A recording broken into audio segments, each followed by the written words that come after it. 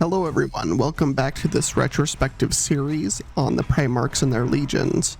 I am the Darklight Emissary, here to give you a brief overview of what you can expect from each legion and their Primarch. This episode is on the 13th Legion, the Avenging Sun and the Ultramarines Legion.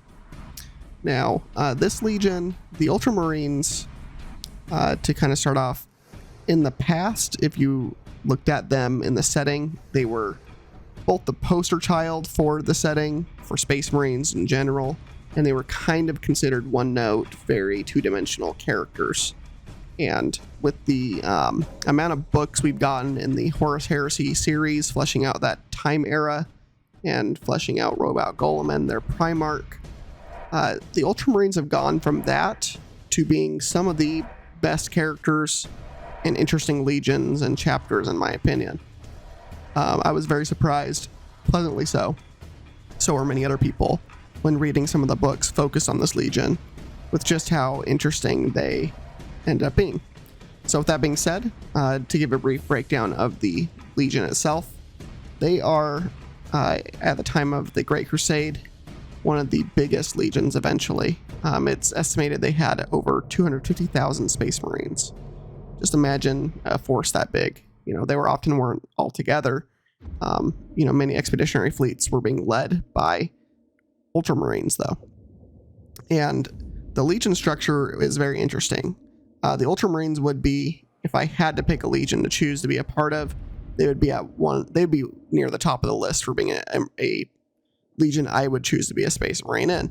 Because Roboute Guilliman is one of the best Primarchs, and he's not one of the best warriors, although he is a good warrior, but he is one of the best tacticians and strategists. He isn't interested in throwing his men at a problem until the problem dies, like Angron is, or some of the other Primarchs. I don't think he has killed any of his men accidentally or on purpose, like some of the Primarchs, and he tends to see his Space Marines not just as soldiers. He often elevates them to political positions or gives them governorships, both in the past during the Great Crusade and also during the current era as well.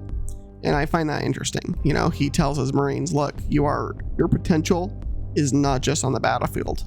If he sees potential in their mental faculties, then he will elevate them much farther past any normal legion would. Some of the positions in his empire are known as tetrarchs, and these are like as much figurehead political positions, much like his is as a Primarch. They symbolize and governorship, parts of his empire. And that's one thing also unique about the Ultramarines and Roboute Guilliman is by the time the Emperor found him, Roboute was running an entire kingdom called the Kingdom of Ultramar across many worlds. It's called the Realm of Ultramar, the Realm of the 500 Worlds, and that's part of why the Ultramarines swelled in size. And one of the other interesting reasons the Ultramarines swelled in size is it is guessed at and speculated that the Lost Legions were incorporated into the Ultramarines, at least partially. It is thought that. But other Space Marine legions were also very big, and they didn't require that, so it is just speculation. And so that's one of the biggest things about Roboute Guilliman and his legion that's different from the rest, though, is that they are very good at elevating the places that they would bring to compliance during the Great Crusade. They would leave a place better than how they found it. And Roboute Guilliman established a meritocracy on in his empire. So, the people that were putting forth the best work and effort would win better placements in society. There was no patience or tolerance for simply gaining power or position by your wealth or some noble status. He did away with those sorts of things, and he ruled his empire pretty benevolently. In terms of like the rest of the Imperium, I mean, Ultramar in that area was living a much, better life for its people, for the average citizen, than nearly anywhere else in the Imperium. So they're just interesting in that way, in that they believe in humanity as a force for good. And I believe the Ultramarines and Roboute Guilliman probably represent the closest to a good faction in the Imperium. They're still capable of much damage, and they're still Space Marines and part of the Imperium and the Emperor, so that only goes so far. But still, they to me, in my eyes, if you want any good guys, that's kind of what the Ultramarines represent in a way, and that's part of why they have been the poster child in some ways as well. Now, during the heresy itself, they were ambushed by the Wordbearers Legion, and that was the first time that Roboute and the Ultramarines knew that there was traitors, and they were savaged greatly by both the Wordbearers and Leaders Legion for a time period, and they were eventually able to rally their forces and fight off the Wordbearers and the World Leaders, and eventually the Blood Angels and Sanguinius and Lionel Johnson and the Dark Angels were able to meet up with Roboute on Macrog, the main world of the capital world of the Ultramarines, and they founded a second Imperium for a time because they thought the Emperor had been killed already, and through events learned later, they found out that wasn't the case, and so they made for a break through the warp storms surrounding their empire to try to get to Terra, and the Blood Angels and Sanguinius were able to make it through, but the Lion and Roboute were not able to, and so they did not participate in the Siege of Terra, and they were the running time clock, though, for the traitors to try to beat the Emperor in time. They were worried about the full angry force of Ultramarines coming to reinforce the Loyalists, and eventually that did happen, a bit too late to save the Emperor, but to sweep the traitors out of the Sol system and chase them in the Scouring. Now, during the Scouring era, Roboute played a pretty big role. He hunted down the Alpha Legion, and he, in the like material we have, he claimed to have fought Alfarius and defeated him. Now, very key point here, and something I didn't really talk about at length since this is a retrospective, but just a brief overview. But Rogal Dorn killed Alfarius without a doubt during the events of the Horus Heresy. So this was not Alfarius that Roboute killed. Whether or not Roboute knew that, we don't know yet. We haven't know how many books detailing this yet. It could have been that he fought Omegon, which is Alfarius' twin, but we don't know that either. And the Alpha Legionnaires showed no signs that their liege lord had been killed, and kept harrowing the Ultramarines until they retreated and got out of there. And then Roboute also was there to save the Imperial Fists from Perturabo and the Iron Warrior's Iron Cage trap. So he was pretty busy helping and supporting his brothers, his loyal brothers, with pushing the traitors to the Eye of Terror. Now, eventually, Roboute Guilliman comes into conflict with the Emperor's children and Fulgrim, and they actually board Fulgrim's flagship, and Fulgrim confronts Roboute in battle, and Fulgrim lands a stabbing blow onto Roboute's neck, poisoning him with the same blade that had set off the Horus Heresy to begin with, the Anathema blade, which has a deadly poison on it. And Roboute lost consciousness very fast, and his men that were with him were able to get him off of that ship and back to Ultramar, where they placed him in stasis, and he was stuck in that way for around 10,000 years, roughly, give or take, because it happened pretty soon after the Scouring. The other major thing that Roboute did before this was establish the Codex Astartes, which ordered all the legions to break up into chapters of 1,000 men to try to break up any chance of a single Primarch bonding together the legions again, like the Horus Heresy. So 10,000 years pass, and during that time, the Ultramarines Legion breaks up into the majority of chapters due to the Codex Astartes. So a lot of the chapters out there have Ultramarine stock to them. And around 10,000 years later, you've got the 13th Black Crusade that kicks off with Abaddon the Despoiler leading that crusade. And during the events of that crusade, a few major things happen. Cadia is destroyed, which has been a bulwark against them for millennia.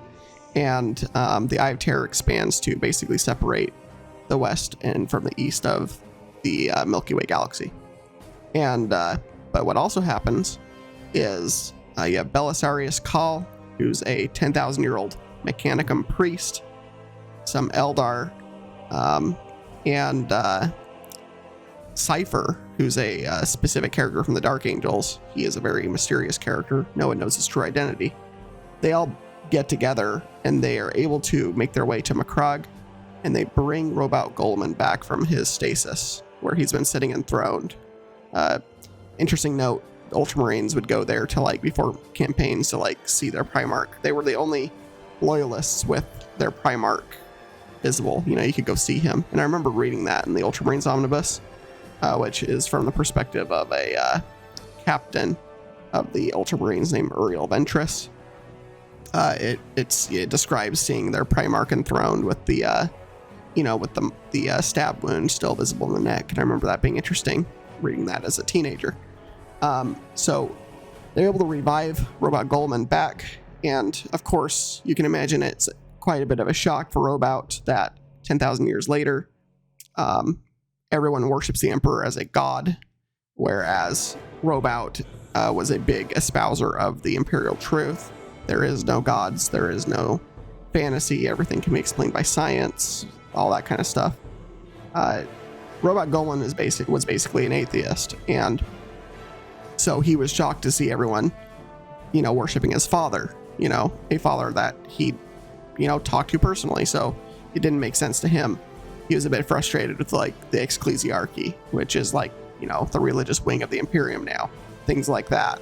He was angry at just how despotic and bloody of a regime the Imperium really was, because he believed in meritocracy, and Ultramar remained mostly insular to the rest of the Imperiums, fall into this degeneracy, and even more so it went back to how he used to do things. Once he came back, he again employed Space Marines into positions of governorships and things like that, and these Space Marines were shocked by having that kind of position, because for 10,000 years that hadn't happened for Space Marines really. And he started up positions like Tetrarch again, things like that. And another major development that happens with Roboute's return is that he had been working with Belisarius Cawl in the past to create a new version of Space Marine called Primaris Space Marines. And Primaris Space Marines are basically bigger, stronger, faster, better than your normal Space Marine. So champion Space Marines, chapter masters like Marnius Calgar, who had been leading the the Ultramarines for a long time, were given surgery to become Primaris. From being the legacy level Marines, a lot of the Marines were able to upgrade to become Primaris Marines. And so Roboute Guilliman, once he wakes up, he makes his way to Terra to go meet with the Emperor. He needs to get grounded into this new reality he finds himself in, and so he eventually gets to Terra, but that's not for want of trying. He gets, long story short, again, I don't want to ramble on in this one, but long story short, you should go read what happens to him. He gets imprisoned by Kairos Fateweaver, who's a greater demon of Zench. Chaos basically does not want him to meet with the Emperor. You got Kairos Fateweaver that captures him. You got Magnus the Red showing up after not being around super commonly. Mortarion gets back involved again of the Death Guard, who's now a Nurgle demon prince. And all these forces, try to stop him from getting to Terra. And so eventually he reaches Terra and he steps into the throne room of the Emperor. And Roboute, is not quite sure what happened in that meeting. He remembers like the Emperor's name, he remembers the Emperor's voice in his head, like a rushing tide, and like it seemed like he was communicating with a star more than a man. He's not quite sure how much of his father is left on the Golden Throne after 10,000 years of being stuck on the Golden Throne. But he does leave the throne room with the Emperor's personal sword and with the Emperor's blessing. And so Roboute Guilliman declares himself the Lord Commander of the Imperium and tells the High Lords of Terra, answer to me. And then Roboute Guilliman leads for the next few centuries what's known as the Indomitus Crusade. And he basically kind of reconvenes the legions a bit. Like, he basically has legion strength, powerful groups of Primarchs Marines that Belisarius has been building up for 10,000 years. And probably even using traitor gene seed as well, because that was stable and pure. It was just kind of taboo to use it because traitors. And Roboute Guilliman didn't want it used, but Belisarius Cawl isn't really good at listening to directions. So there's probably now chapters of Primaris from every single one of the legions active, which is interesting. Except for possibly the missing legions. But even that's possible. Especially since it's possible that some of those Marines were in the Ultramarines to begin with. Because it seems like the problem was with the Primarchs or the Lost Marines, or Lost Primarchs. And it's the Primarchs themselves that were the issue, not the Marines that were under them. But I digress.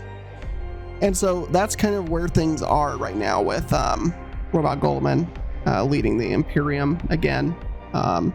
And he was by far the best Primarch to come back for the Loyalists, because Roboute Guilliman knows how to run a government, and he knows how to run it well, and he knows how to make improvements to even a decrepit, dusty, crummy old machine like the Imperium is.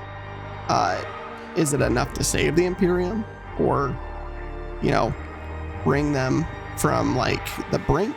It remains to be seen, but he is definitely one of the best minds overall for a Primarch, and seems to not have a lot of the drawbacks or flaws of his brothers.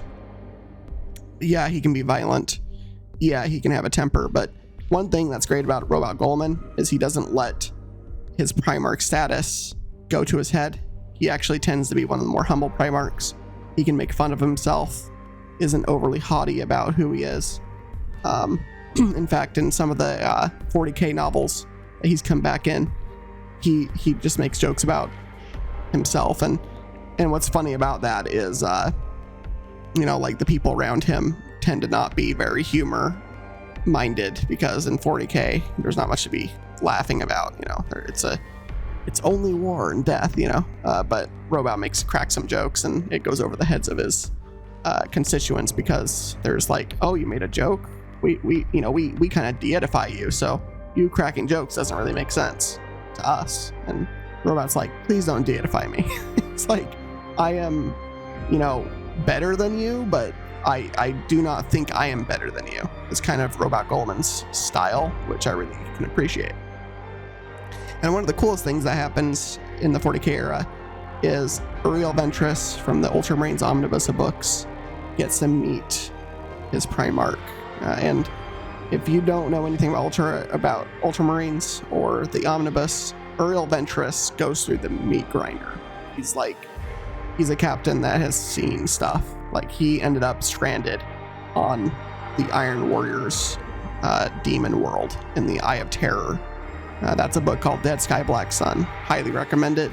And so just talk about like a modicum of like a good outcome for one of the characters. Uriel Ventress gets to meet his Primarch alive and in front of him, and he kind of fanboys out a little bit. And it was really funny to see that in the book. Robot's like, hey, like, congratulations for being just a great captain and all that. And Uriel's just like, I can't believe you're here in front of me. This is amazing. And again, Robout's kind of like, okay, you can calm down. Like, it is cool. I get it. But like, let's bring things down a notch here is kind of how he's been like treating everybody that like overindulges in like worshiping him, almost being the son of a god at this point. And the last thing I'll bring up here is one of the most interesting things that has happened in 40k since his return is eventually he has a confrontation with Mortarion, and the Emperor himself seemingly takes over Roboute's body for a time and uses his sword, channels the psychic fury through his sword, and burns Mortarion and burns a portion of the Garden of Nurgle itself, and hurts Nurgle, the god, directly with some of his power, some of his psychic might. And that has been the most interesting thing that has transpired so far. And beyond that, Roboute Guilliman plans to head to the eastern part that was cut off by the Eye of Terror when it expanded. And I think a next book will be him exploring that cut off part of the Imperium and seeing what he finds. So that's been a bit about the Ultramarines and Roboute. As always, I don't want to keep going on too far in these, and I can do it in more in depth later for them. And so, as always, bring your light into the dark places. Please like and subscribe for more, and I will see you in the next one. We've got the 14th Legion next, and I look forward to discussing that with you next. Thank you, and have a great day or night wherever you are.